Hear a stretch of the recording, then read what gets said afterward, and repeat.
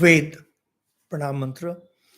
Om Sahana Bhavatu Sahano Bhunaktu Saha Viryam Karvavahai Tejasvinavadhitamastu Ma Vidvishavahai.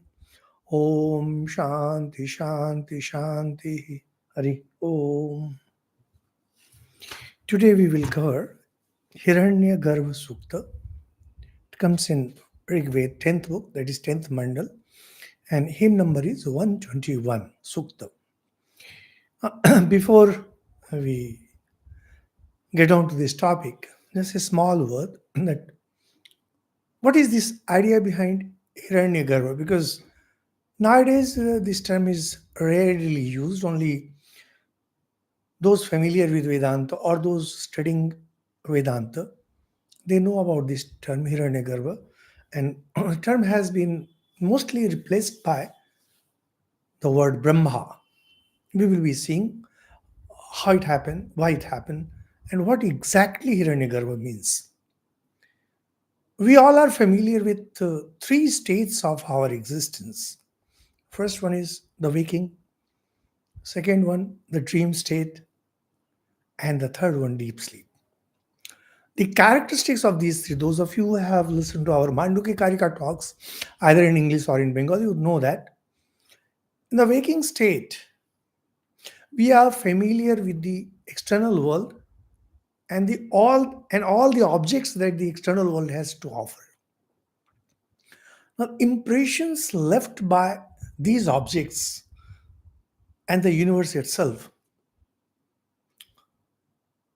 it is taken up by the mind and it creates its own universe during the dream state. That means the dream state is not exactly similar to the waking state in the sense when we recollect things, when we are trying to remember things, we remember things more or less the way they were or they are. But in the dream state, the dream universe becomes entirely different. You can see some similarity here, some similarity there, and they retains.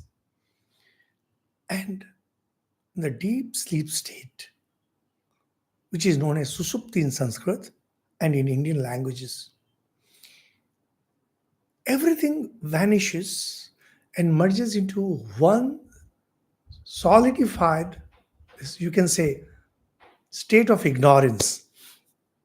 Why state of ignorance? Because you know about it, but you are not enlightened. The knowledge that you have is of ignorance. Fair enough. What is very interesting about these three states is that if you ever get down to meditating, and by meditating I mean meditating deep, very deep,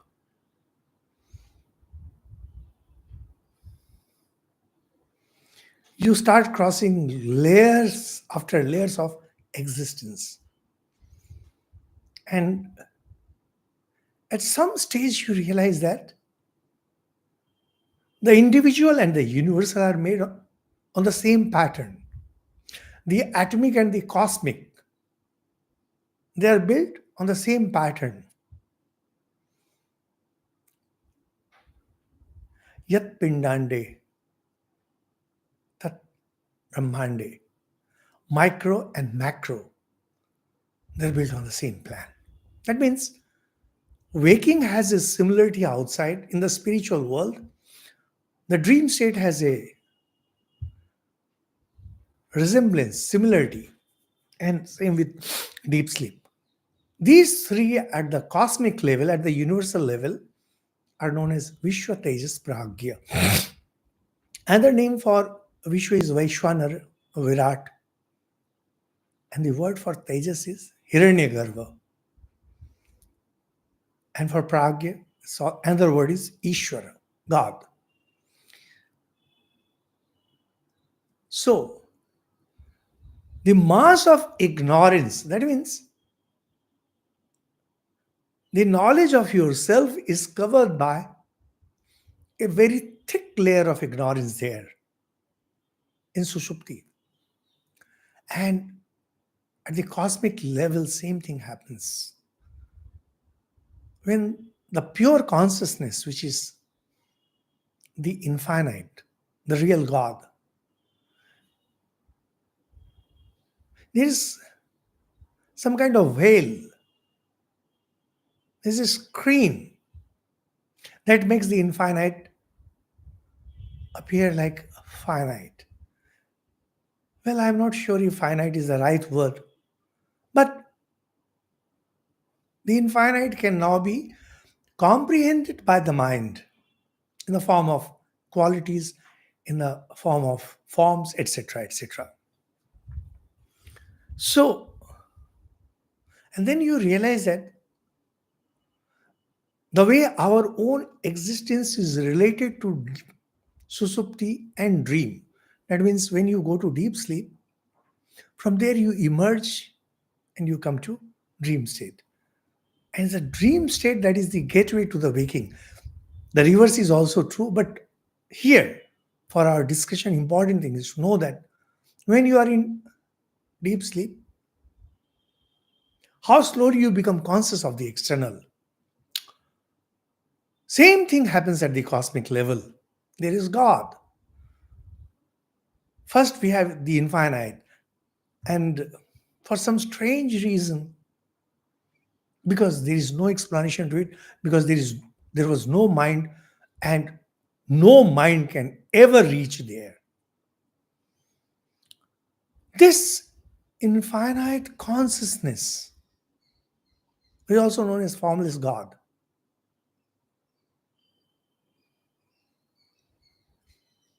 For some strange reason, is it desires, let there be creation. This very desire that let there be creation, this desire itself, the power of God, and is known variously as power of God, avidya, shakti, maya, many terms. It is because of this power that the infinite now appears as with form and qualities, not really limited, not finite in the sense that we understand, limited in the sense that now we can grasp. So, the God that appears, is the Lord of all. Whatever is in the universe has to flow out from God. You can think this way, that you are in deep sleep. Your perception of the universe will only flow from that susupti state. First, it will come to dream state and then to the waking. Now, because the process of creation is now on, it's not that you don't know for how long you will be in susupti and for how long you will be in the dream state. It's not like that. The process is on. The process of creation at the cosmic level is on. Now, this God, Ishvara, he now appears as holding a golden cosmic egg, not an ordinary egg, golden cosmic egg. Well, that's how our sages have defined, and we have no reason to question that unless we perceive it differently. And this description doesn't come in any one single book or in any single verse. The whole of Hindu scriptures have description of this. This golden egg, it is known as Hiranyagarbha. And from this Hiranyagarbha, everything comes out. So Hiranyagarbha is kind of father figure. Hiranyagarbha is kind of father figure from where everything comes out, as we will see in this hymn. Since Hiranyagarbha is the creator, the actual creator, so neither the infinite God nor God with form is the creator. It's Hiranyagarbha, and that's why there are separate names for it. One of them is Brahma. Brahma. the great Lord who creates. Another name is Prajapati. Prajapati Prajapati has different meanings in Indian scriptures, but Prajapati is very often used as the creator god. Hiranyagarbha is one name. Surprisingly, very surprisingly, one name for this state of spiritual existence, that is Hiranyagarbha, is Ka. Ka. It's very interesting. And of course, Sayanacharya gives a wonderful explanation why Hiranyagarbha is known as Ka.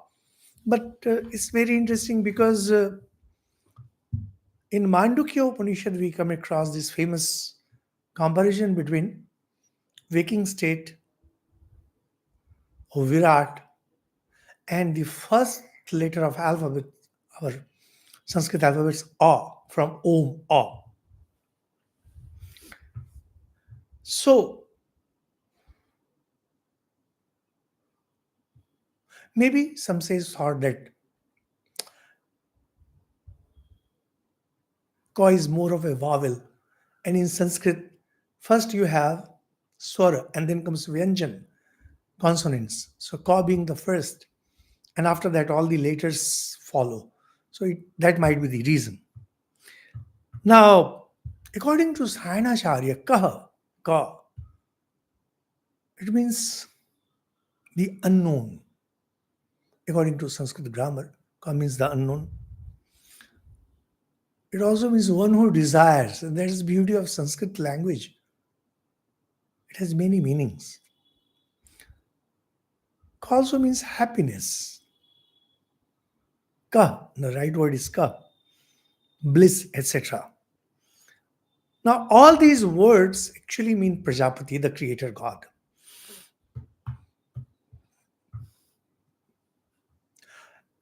In today's Sanskrit, ka also means who.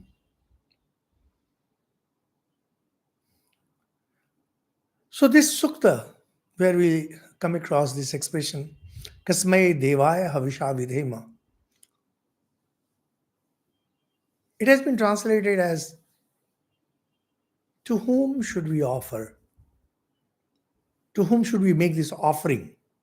But no, that's not correct because ka, kasmai, here means we offer it to Prajapati. And to whom should we offer? It's a pretty popular translation.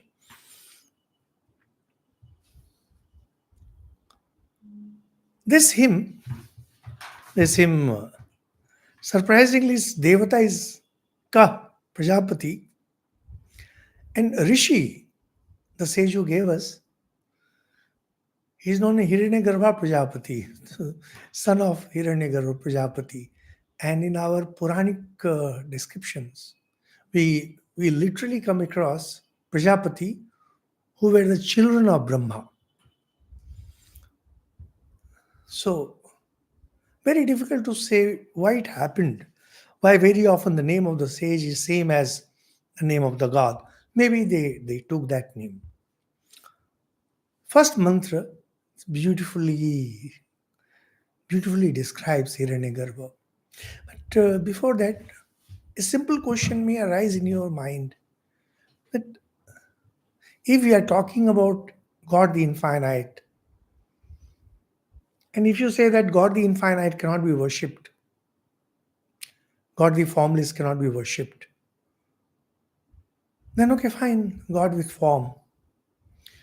So why worship Hiranyagarbha, which is kind of one step lower? Actually, what we are discussing when we are discussing Hiranyagarbha and Ishvara and Atma or Brahma, as far as spiritual essence is concerned, they are all one and the same. The rest depends on your mental attitude. For example, we have so many religions, and we find that followers of different religions have their own God, and those God have their own qualities. Sometimes you find people worship God the Father. Sometimes they worship God the loving, and sometimes they worship God the just. It all depends on your mental attitude and, more importantly, on family tradition or spiritual tradition. Spiritual tradition in the sense that when you get initiated in a particular tradition, you like to follow that. And then you don't worry about what's the ultimate, because one good thing about Hindu religion is that they don't differentiate.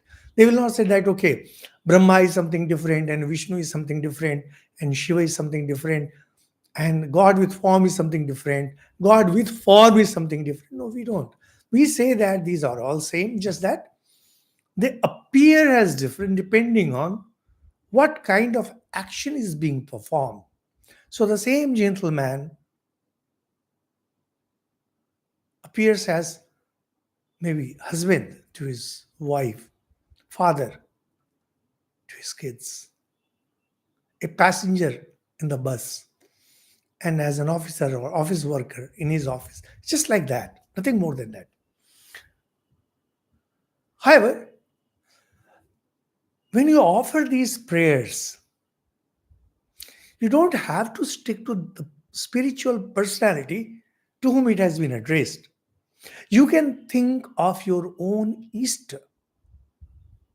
and proceed with the prayer.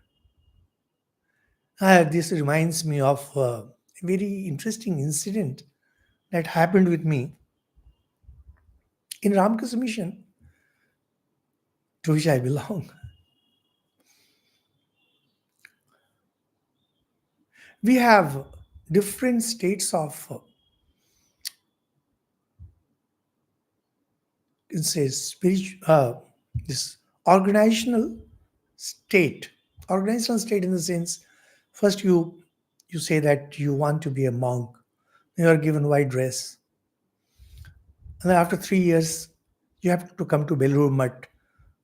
That's our headquarters. And stay here for 2 years.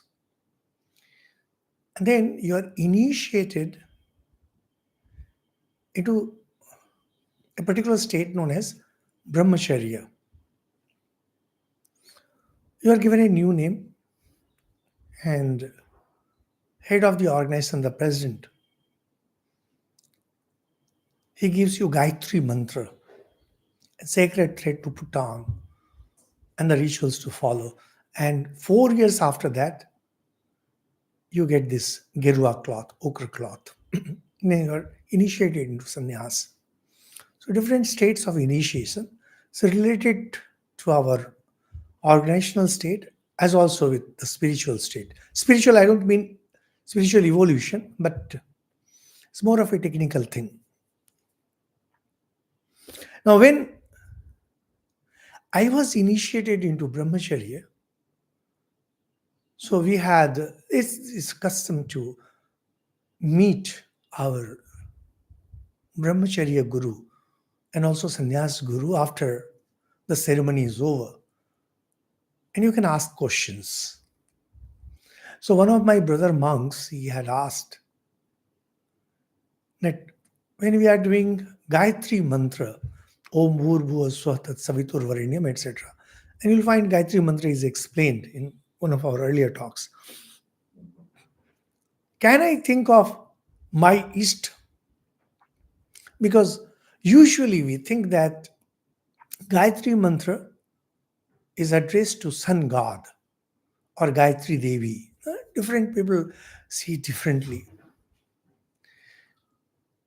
Srimad Swami Gambhirananda Ji Maharaj, he was the 11th president of the Ramakrishna Mission.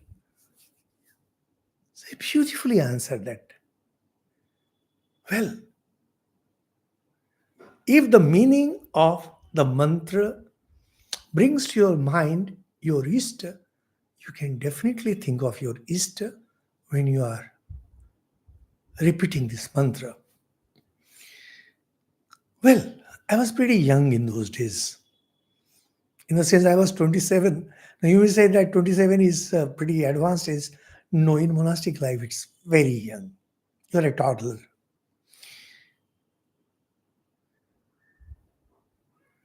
The words of revered Swamiji, that means Swami Gambhiranji Maharaj, it stuck deep in my psyche. You can imagine this way. How I've never forgotten it. It was in 87. And I remember the entire incident. Who asked, how he asked, how Swamiji Maharaji replied.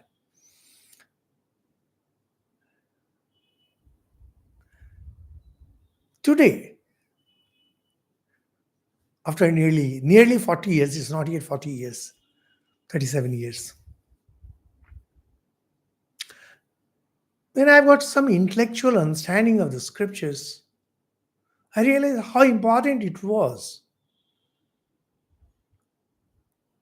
and how clear our elders must have been. Like, you could have told, no, you think of sun god and things like that, but so clear.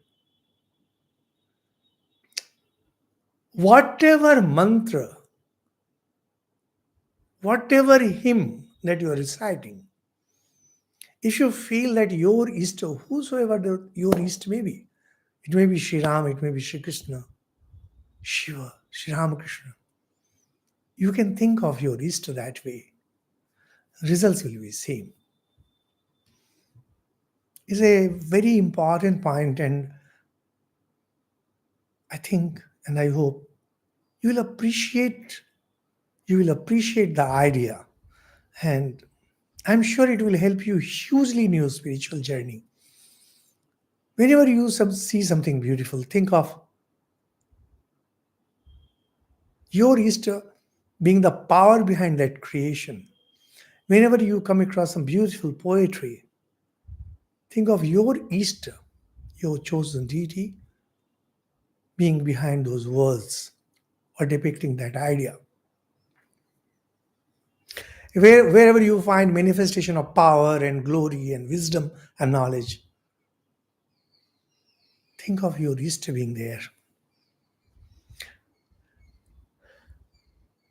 Once this idea is clear, understanding of the Vedas become absolutely clear. And that's why whenever I read any hymn, whenever I read any mantra, I don't have any problem that, okay, this mantra is addressed to Saraswati and this mantra is addressed to Gayatri. No, no. They all represent only one reality, God. God, who is my Ishta. Hiranyagarbha Samavartat Agre Bhutasya Jatah Patireka Asit Sa Dadhara Prithvim Dhyam Ut Imam Kasmai Devaya Havisha Vidhema. Looking back, I wonder how some of these English scholars, not all minded, they even thought that this mantra means to whom should we make these offerings, because you have to remember that Rig Veda, from which this hymn has been taken, it was used mostly during yajna. Imagine fire is blazing, offerings are being made, and the scholarly Brahmins are reciting the Vedas. So naturally, they cannot go on questioning there.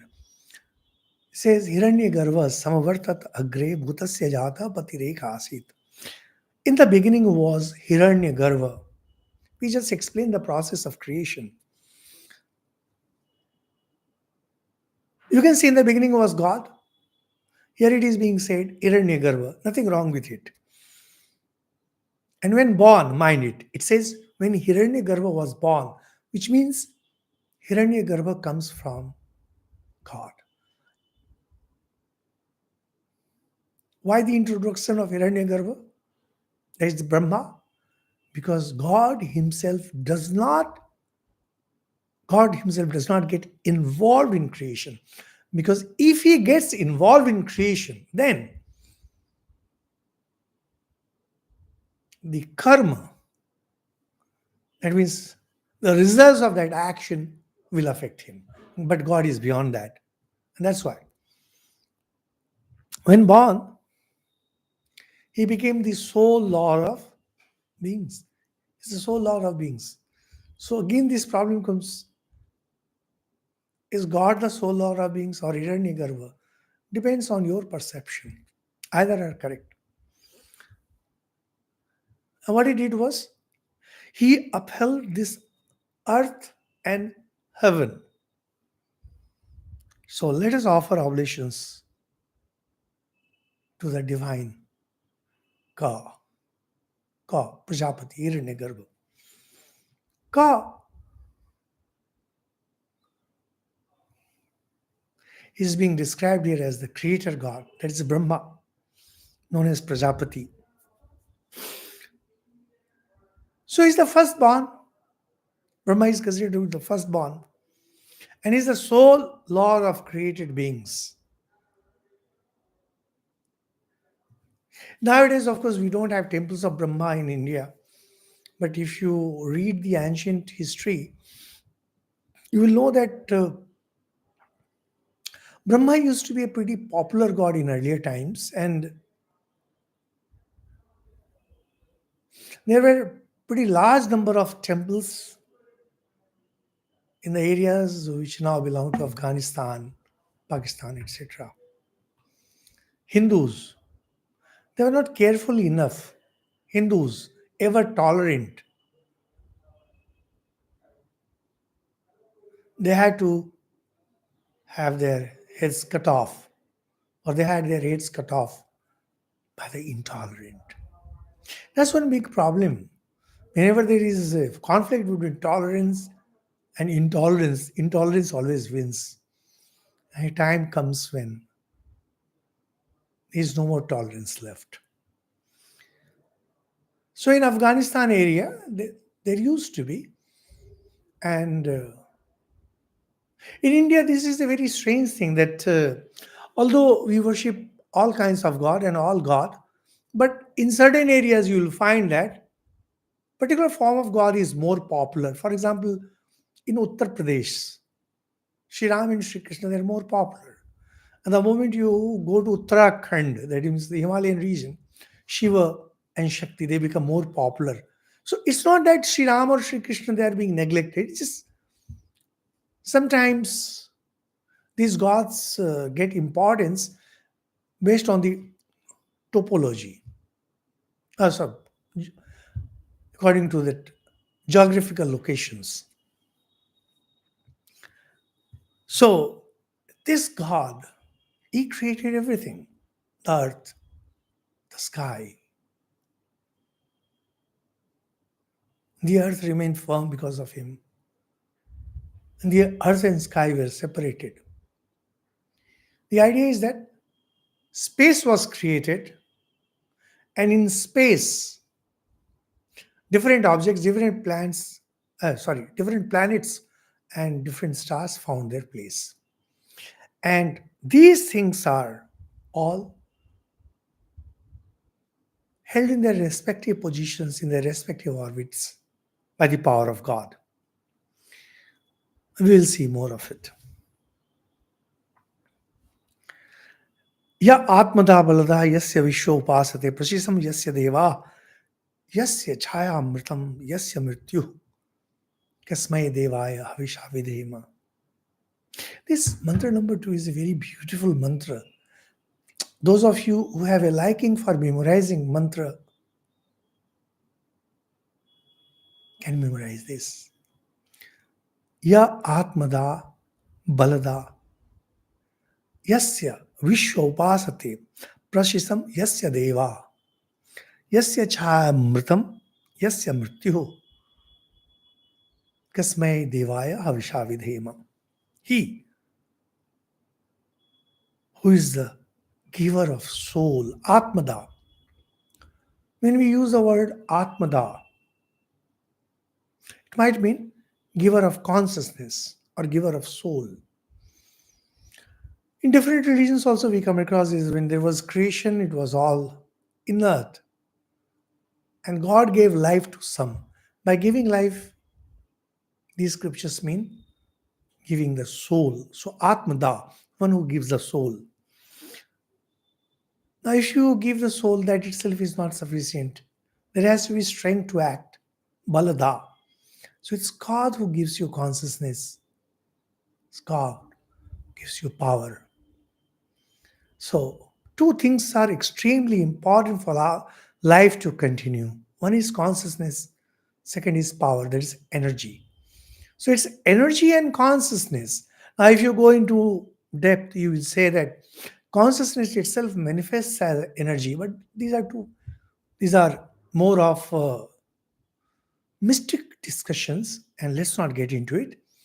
For us who are extremely conscious, fully conscious of our being, we know that we have the energy to act, we have the power to act, and we also have a choice to act. This choice to act means this consciousness involved,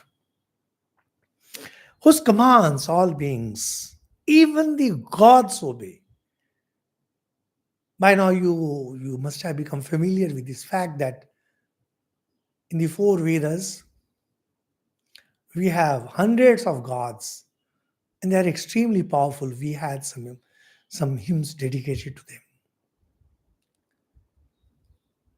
When you look at gods, two perceptions are involved. One is you see that God has the face of the infinite, or you see them as an individual. As in the case of Indra Sukta we studied earlier. In case of Indra Sukta, we find that how Indra, who is so easily seen as the face of the infinite, slowly becomes more and more personalized. And as he becomes more like a human being, more like with more concrete personality, things tend to go bad for him. And that's true for us too. If we identify ourselves too much with our body, things tend to go bad with us.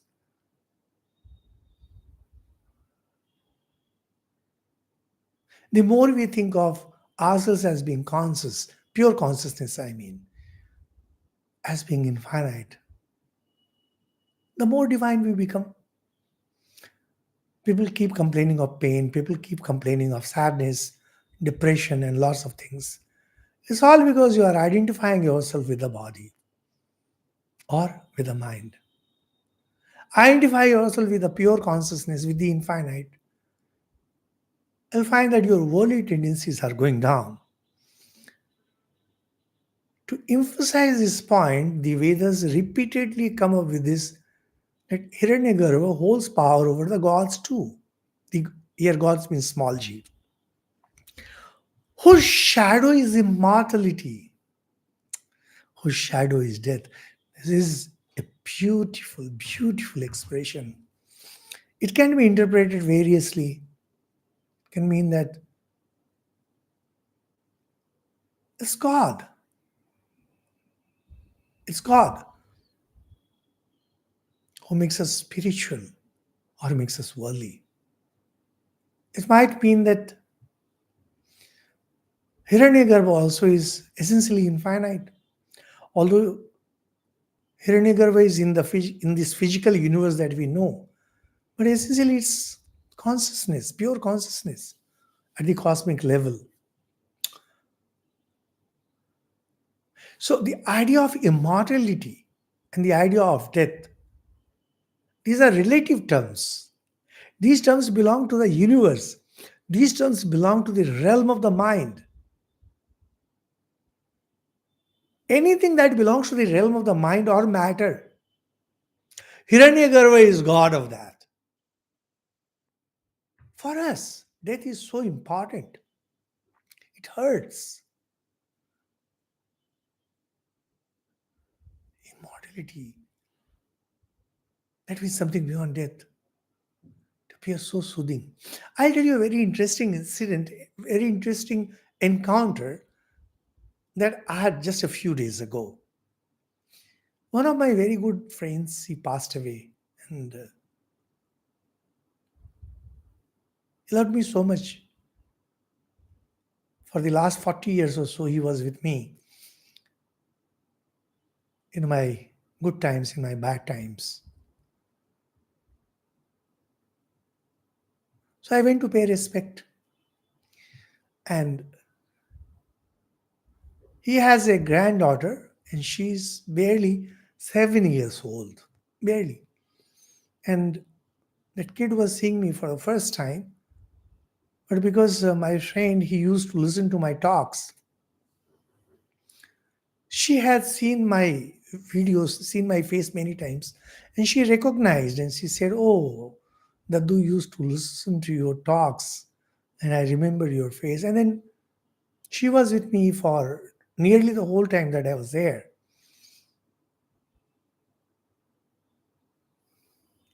For some strange reason, I don't know how it happened, why it happened. She was talking to me like an extremely mature person. She asked me, one of the questions she asked, "Okay, now that Daddu is gone, grandfather is gone, where will you go?" I told her, "To the heaven." "Oh, that's nice. And where is my grandma?" Her grandma passed away way back in 2011, 13 years ago. I told, "The heaven." "Okay. And who constructed this house?" I said, "Your Daddu's grandfather." "And where is he?" I said, "In the heaven." "And where is my Daddu's father?" I said, "In the heaven." And suddenly she got up, started clapping with her small hands, shouting and screaming, "Oh, they are all in the heaven. It's party time. It's party time. It's party time." God, sometimes you get some strange feeling. Well, I had my own strange feelings, and those feelings are not important for the talk. But what is extremely important here is for a kid, for a kid, when all your ancestors who are related, they are somewhere in the heaven. The idea of Pitrilok is there in our scriptures. It's party time. Exactly this is described in our Upanishads. Exactly this is described. Ehi ehi iti. In Mundak Upanishad, exactly this is described. Then once you give up your body and you have done good religious work, that means you have performed the rites and sacrifices, you have lived a good life, as you move, you're invited by your ancestors. Here we are assuming that your ancestors were also extremely good people who are in the heaven. Otherwise, they would fall from the heaven and be born again somewhere. So, assuming that they are there and they welcome you, come, come, come, and let's have a party. As the kids said, it's party time. This basic understanding that death is painful and being in the heaven with your own, it's like having a party. Yasya chha mritam, yasya mrityo. Death is like shadow. So is immortality. Kasmai devaya avishavidema. Let us make offering to this God called Hiranyagarbha.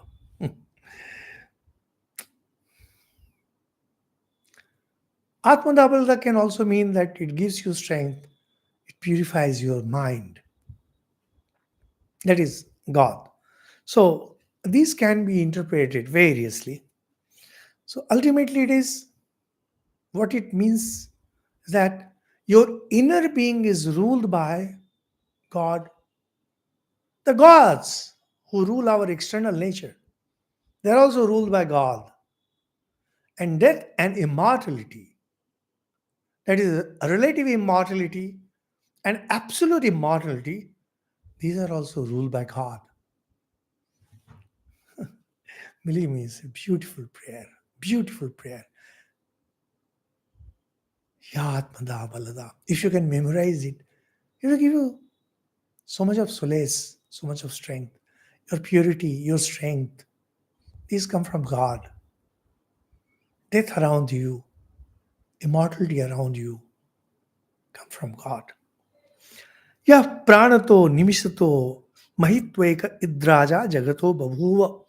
Ya ishe asya dvipadas chatuspada kasmai devaya havisha vidhema. He who has become by his own greatness this mahitva. Mahitva means greatness. The ruler of all beings that move, breathe, and blink. Instead of just saying living being,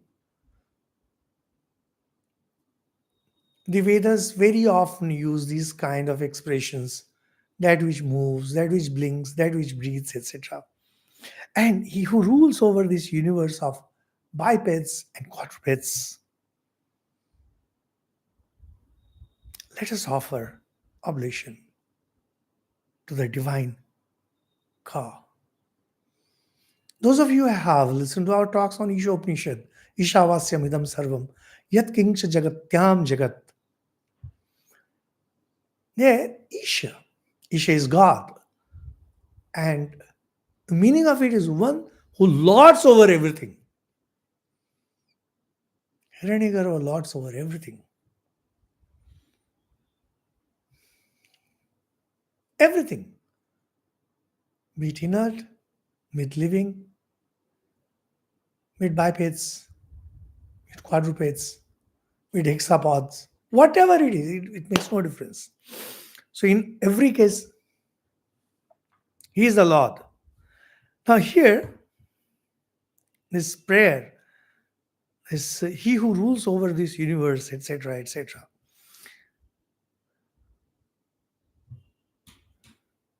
One common strand of prayer that you can see is that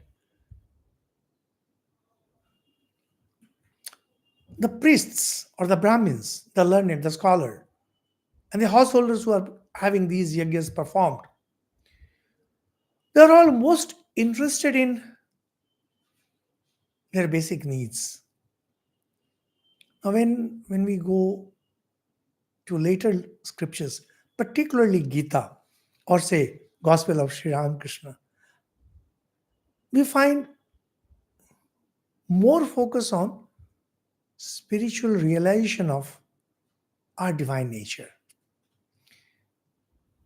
But how many of us can do that? Although we talk about God realization being the ultimate goal of life, self realization being the goal of life, but the secondary roots that have come out of us, those of you might have seen a huge banyan tree or an ashwatha tree, you'd see that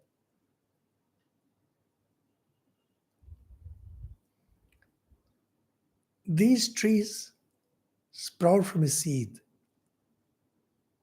and their roots, they keep on spreading underground. But that is not enough for a huge tree. So what these trees do, they drop their roots from their branches. Slowly, slowly they start hanging downward. And once they reach the earth, they too become roots. We have our own roots. But once in the world, we spread our tentacles, we spread our roots. In this, we have a family, we have kids, we have grandkids. And we hold on to the universe very powerfully by means of these roots. Naturally, we want all of them to be happy, all of them to be satisfied, all of them to be safe. So these prayers actually are more towards that. Although theoretically we can say that our goal is spiritual realization, but the fact is something entirely different. And glorification of God in the form of This verse number 4. Yasya ime imavanto mahitva yasya samudram rasaya sahahu yasya ma pradiso yasya bahu kasmai devaya havishavidhema. Whose greatness these snow-clad mountains are. By snow-clad mountains, naturally we have to take the Himalayas. And although they say that most of these Vedic hymns were written by sages who were on the banks of the Indus, well, maybe, but they must have a very clear idea about the Himalayas. There's a very famous work, Empires of Indus. There, that lady, she took up a journey going from the ocean to the source of Indus. It's a beautiful book.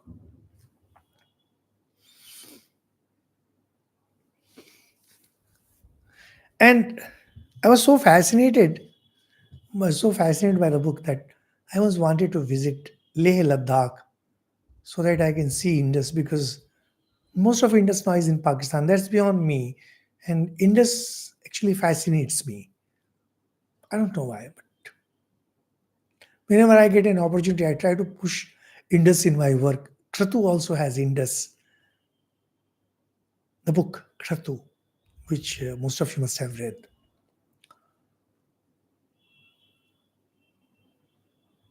And Indus is described so beautifully in the Veda. How it comes out from the Himalayas. What is very fascinating about this mantra, whose majesty may call the ocean with the rivers. So there is a very clear mention of three physical phenomena: rivers, mountains, and oceans. Because samudram, the word is samudram. And next is rasaya. Rasaya saha. Rasayasa means with river. Rasa means it can mean water, or it can mean anything fluid.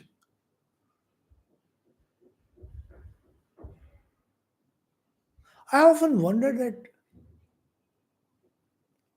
mention of Himalayas so many times. Is it that each of these sages had seen the Himalayas? Or is it that they copied? Because it's not easy to copy Himalayas and the ocean unless you have some glimpse of it. So maybe these sages, they were not as place bound as we might think. Probably they traveled a lot. They definitely had an idea of ocean, and they had very clear idea about the Himalayas. Yasyama Pradiso Yasya Bahu, whose two arms are the quarters of space. See the poetry. Those of you who have listened to our Pur Suktam talk, there is very clearly described how God has become everything. Lord is huge. God in this cosmic universe, in this cosmic form, is huge. And his two arms are like space, unending. And in that space, you have the majestic Himalayas, the huge oceans, and the flowing rivers. Such a wonderful thing. So it's just about majesty of God. And because these sages probably knew, so they have put it beautifully. Yena dyorugra prithvi cha dridha, yena swa stavitam yena nakaha, yo antarikshe rajaso vimanaha kasmai devaya havishavidhema. By whom the sky was made huge. Sky, the space around us, and the earth firm. The earth firm. This idea is repeated in our scriptures Earth is firm because God's power is there. You will say that no, it's because of the gravitational pull. Indeed, let's not forget that every kind of force that is there in the universe is a manifestation of God's power. Whatever force, electromagnetic force, gravitational force, weak force, strong force, whatever kind of force you are discussing, they're all manifestation of God's power. If God's power was not to be there, Earth would have disintegrated, planets would have disintegrated, stars would have disintegrated. There are disintegrations. Those of you who know about exploding stars and black holes, etc., etc., would know that it's all because of the majesty of God. Yo antarikshe rajaso vimanah, who created the particles in the space. Now, interestingly, he says that who created the particles in the space. Those of you who have listened to our Nasadiya Sukta, you would remember that space and the particles, these are interrelated. And in that talk, Nasadiya Sukta, we have discussed in detail how space and matter are interrelated. An idea which was unknown till Einstein came on the scene. We have known it all along that without matter you cannot have space. Space means matter, presence of matter. Now, when Sayanacharya wrote this commentary, what is very interesting about Sayanacharya's commentary is that he very clearly mentions that sun was fixed along with the stars. So two very important things that came during that time. Sun was treated as a star and sun was treated as fixed, not as a revolving around the sun. And Sayanacharya wrote his commentary much before Galileo came on the scene. So it's very difficult to say what exactly was going on in the mind of Sayanacharya. Maybe he just meant sun as a huge ball. Yang krandasi avasatastabhane abhyaksheta manasa rejamane yatradi sura udito bibhati kasmay devaya avishavidema, whom heaven and earth established by his protection, by God's protection, and shining brightly, regarded with their mind, in whom the risen sun shines forth. Let us offer oblation to the divine Ka. Says, heaven and earth, these are the shining glory of our existence that creates and sustains us.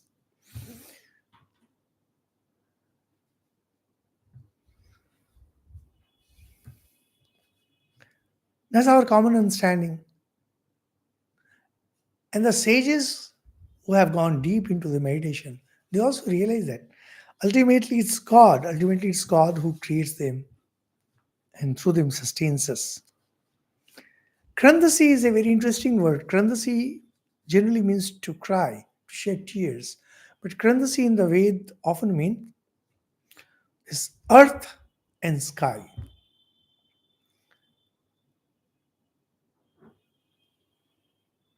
These are considered to be twin deities protected by God. So, it says, God created this space in which sun shines brightly, the sun rises, the sun sets, as perceived by a common mind.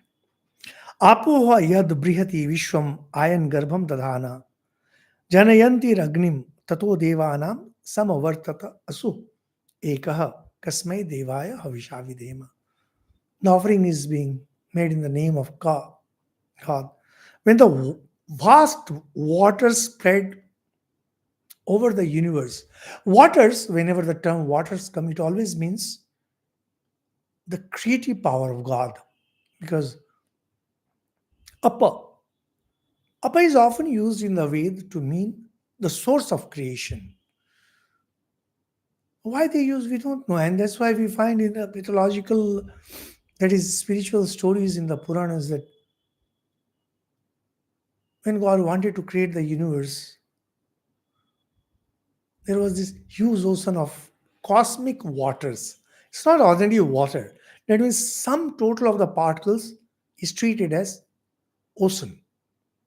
So he says, when the vast waters spread over the universe, meaning the particles spread to create the space and to be in the space, containing the seed and giving birth to Agni. Agni as the god is a product of these waters, cosmic waters. So one origin of Agni is in the waters. Then was produced the one breath of the gods. Let us offer oblation to the divine cow. Here is one life breath of all gods. The idea is that all the gods were initially in one form. And because of Hiranyagarbha, slowly, they got separated. It's something like when you look at the seed, you don't see all the things that are going to come out of it. The you stem, the branches, the leaves, the fruits. It's all one single breath. And slowly, the glory, the manifestation of their glory is there. That's the idea. That whatever you see in this universe, all the glory, all the majesty that you see, essentially they were all one single unified existence. Yaschidapo mahina paryapashyat daksham dadhana janayantir yagyam yo deveswadi deva eka asit kasmai devaya havisha vidhema. He who by his might beheld the waters all around. Now the space, we just now mentioned space and the particles. Those particles did not fly away to wherever. These particles created the space. And the particles were in the space. And the particles itself were held by Hiranyagarbha. That's God. Containing the creative power and giving birth to Shakya. Earlier we have found how Agni was produced. Now we have how Yajna was produced. Because Yajna is believed to give us everything. He who among the gods was the one supreme God. Let us offer oblations to the divine God. So, although people keep on offering to different gods, but Brahma, the creator God, is the supreme of all. He created the space, He created the cosmic particles, and He holds them together by His power. These were all praises. See, that's the general principle of the Vedas. You first sing the glory of God, and then you pray. You pray to whatever you want to. Mano hingsit janita yaptibhya yovadivam satya dharma jajana yascha apaschandra britir jajana kasmai devaya havisha vidhema. May he not harm us, because it was mentioned how chaya and amrita, sorry, this mrityu and amrita, they are chaya. So may he not harm us, who begat the earth, who created this earth, who holds and begat the heavens by his dharma of truth. God is all powerful because He is Satya, truth, His dharma, righteousness. He who gave birth to the vast and shining waters. By this means cosmic particles. Let us offer worship with an oblation to the divine God. It's God who made all this creation. I am also part of this creation. I pray to that God, O Lord, may I not be harmed in any way, neither through disease, nor through death, nor through any physical loss. Prajapate na, Prajapate na twat etani अन्यो विश्वा जातानि परिताबभूव यत् कामस्ते जुहुम तन्नो अस्तु vayam syam patayo ram. The last mantra doesn't have Kasmai Devaya Havishavidema. No other than you, Prajapati, has given existence to all these beings. The idea is you being the master and creator of the universe. All the powers are with you. So, may that object of our desires for which we sacrifice to be to you be ours. So we have certain desires. It is with those desires that we come here to pray. You being the Lord and Master of the universe, may you fulfill our desires. May we be the possessors of riches. That is, instead of being as poor as we are. To remind you, most of the prayers in the Vedas, these are for getting worldly prosperity or going to the heaven. However, these prayers are often used by monks too, and these prayers are often meant for spiritual enlightenment too. Like if you just change the idea as it says, yat kamaste. You say your desire is to get liberation, to get self-realization. And the prayer holds as good. He being the creator, he being the sustainer, he being the master, he being the Lord. If he wants, he can give you liberation too. He can also give you riches. He can give you protection. He can save you from harm. So, well, that's the end of Hiranyagarbha Sukta. Next day we will take up another Sukta. Thank you so much for listening so patiently to these explanations. Thank you so much. Om Shanti Shanti Shanti Hari Om. Shri Ram Krishna Arpanamastu.